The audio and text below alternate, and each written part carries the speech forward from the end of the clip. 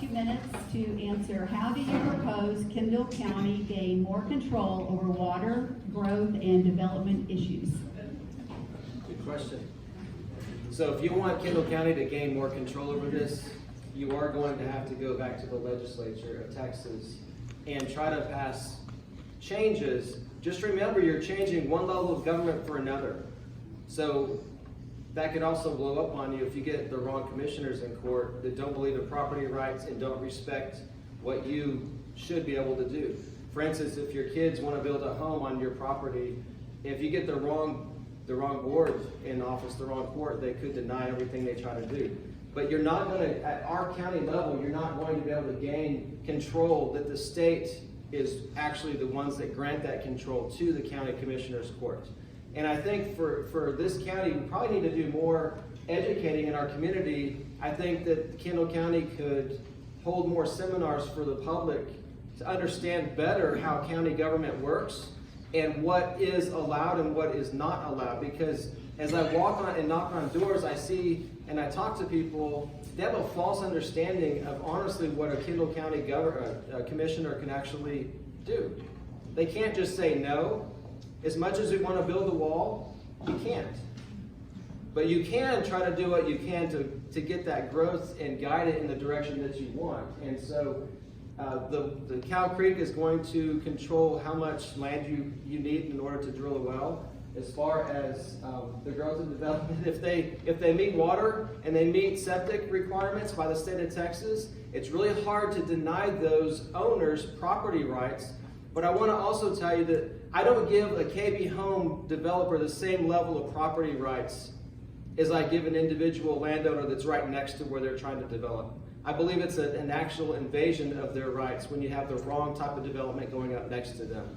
And so there's a lot more to this, but we have to go back to the state of Texas and get some of that back to the county.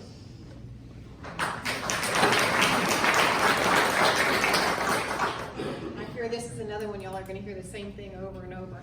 It all does come back to the legislature. We have to change it there first. As he said, we cannot deny developers the right to develop if they meet their water and their waste requirements. And that's the bottom line. What we can do is educate the landowners that we have here, the large landowners who basically hold the key to the kingdom, in the fact that they can investigate doing a conservation trust. This would help them with the cost of keeping those large acre lots and passing them on to their kids. Okay, thank you.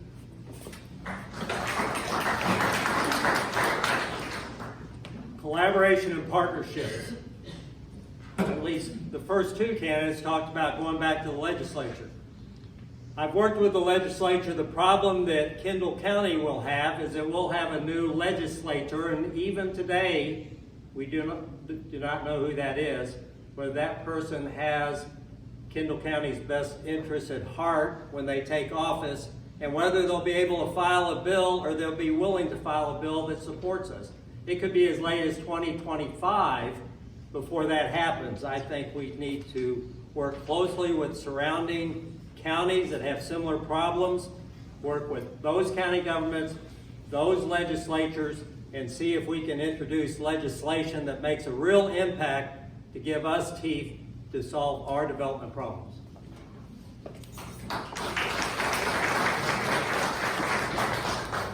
So all of us have mentioned going back to the legislature for assistance, and that is referring to House Bill 3883. So what did that look like? So there's three things that I want to point out that did. And it would have been voted on, by local control as well. Put into place lot size restrictions, require adequate water supply prior to a subdivision development, and then recoup infrastructure costs in the way of fees paid by developers. So I think those three things would be important. And so whenever we can go back to do that, we should. But I want to also just talk about kind of a mindset that we all need to think about. You know, if you wear clothing and you're involved in agriculture, if you wear clothing and you eat, whether you're involved in agriculture, and the reality is that so much of our society is in a bubble and don't realize that we're really tied to this earth. So when you wake up in the morning and you thank God for your salvation, also thank Him for the clean air and our water and nutritious food, because if we don't change the mindset to realize the importance of this, that it doesn't matter that we have economic opportunity. If we don't have our natural resources, economic opportunity is not going to matter.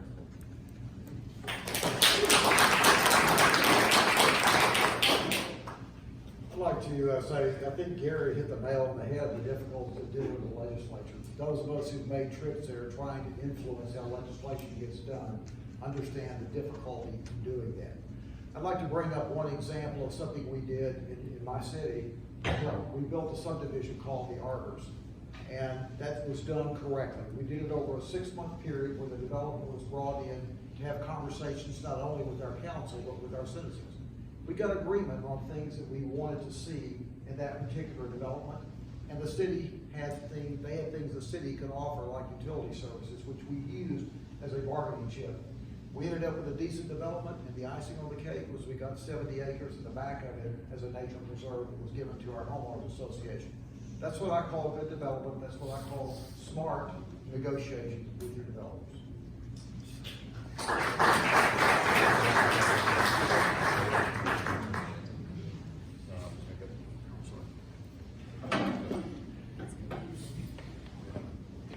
On the water issue,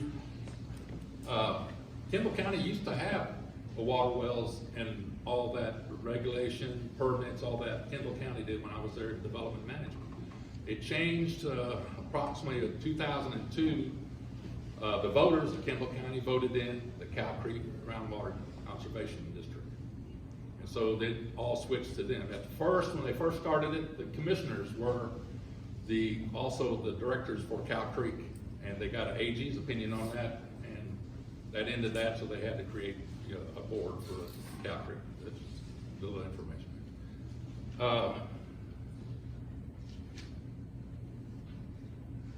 We need to be, I said this earlier, we need to be good stewards of the water that we have. We need to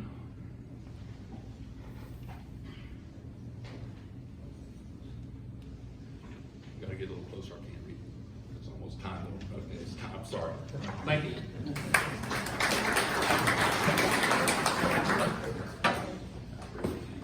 Thank you. Patty, you have 2 minutes to respond to, as the Commissioner's Court looks for more ways to manage growth in Kendall County, what private property rights will you protect from county control? Private property rights that I would protect from county control. You're getting into what it's gonna be used for. This all comes back to eminent domain. You are private property, you get to develop your property, but you can also keep your property. The government, though, however, can come in, and if they want it for a public use, this also counts for recreational, they can apply for eminent domain. So, what property rights would I do? You don't have many property rights right now for county control. If they come in, they can make an offer or they can apply eminent domain. Again, this is gonna come back to just, as he said, if you can deal with the property owner, approach them, make a nice settlement, put things on the table, show them if it's good for what it's good for, then it could possibly be done. But you're talking about taking somebody's personal property for county use, and that gets to be a touchy subject. In Comfort, you're looking at a little bit downstream, you've got some water issues, and the county could come in and use some of that property to allay some of those water issues, but they have to approach those owners in a negotiable manner to get that done. Thank you.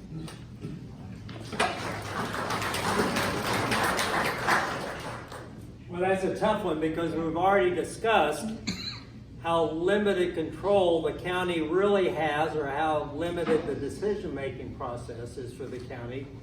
And then in the previous question, we talked about wanting to go back to the legislature and get some teeth into what the county can and cannot do. I'm a victim of eminent domain from TxDOT, and certainly I don't support that. I think property owners, though, should be brought to the table if they're looking at land, large improvements on their land. Come to the table, lay out their development plan, and how that impacts their neighbors, so that we have a collaborative discussion about what that could be.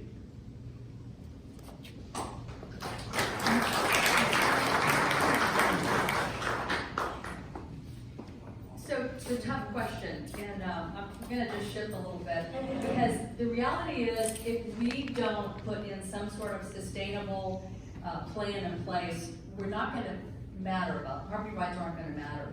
I mean, addressing the water availability is a complex issue because our rivers and aquifers are already over allocated. So the GBRI Western Canyon project, for example, has been allocated. There's no more water coming. There's 4,000 acre feet that might come back from SAWS in 2037, but that's not definitely coming back to Kendall County. That's up for grabs. So it's way past time for a very conservative approach to planning and a new way of thinking about water use, and conservation is key, I mentioned already. We need to, again, work with the Cow Creek Conservation District, stress education for water conservation, and prohibit small mom and pop wastewater plants from popping up. Also, one-off muds and pits, these special districts. It's very complicated. Thank you.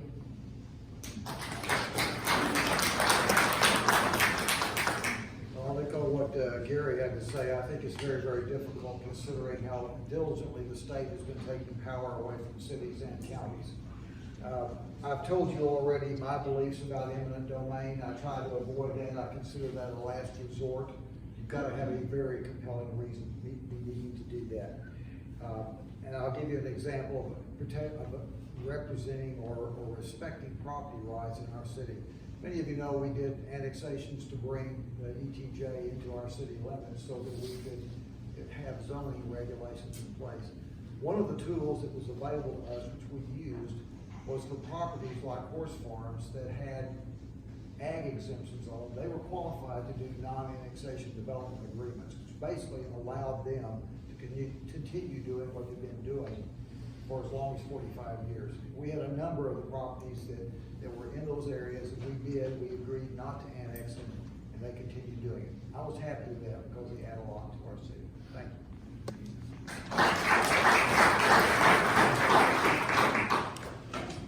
Well, it's kind of the same thing with what the other ones are saying, eminent domain. I'm not in favor of that. I'm not saying it would never happen or have to use it, but overall, I would say no on that. To manage the growth, you could go and redo your subdivision rules for Kendall County. They haven't been done since 2010. So there's things that you could put in place there, you know, like you say, limited size of your lots or control like that, whatever to help on water. But one thing, back when we were doing the subdivision rules in 97, some people said, let's do big lots, let's do 10-acre lots. Well, you gotta think from the developer side, they will say, well, man, I can't make any money cutting this in 10-acre tracts. So let's put in a water system, a septic system, then we'll have a bunch. So you gotta be careful. There's a fine line in there to know where to go with that. Because if you get too big lots, then they're gonna go another way and they're gonna have more population instead of less, and more tax on the water. All right, thank you. I'm reading the question over and over again. My obvious answer would be no. No, as a county commissioner, I would say no. I'd be at least one of 5 on that court that would say, no, I'm not going to invade your property rights. That's a simple no. Now, if you're in the ETJ, that's a separate situation. The only thing a county commissioner can grant you is advocacy on your behalf with the city of Birmingham. If you want the city to butt out of your business, then we need to start seeing what we can do to take control of what we can back to the county. Because the city is who governs you in the ETJ. And I hope y'all are getting to understand how much this affects you guys within the city, the boundaries outside the city, 1 mile outside the city limits. And so, but as a county commissioner, we would have the authority to not invade our property rights. And I hope that makes sense.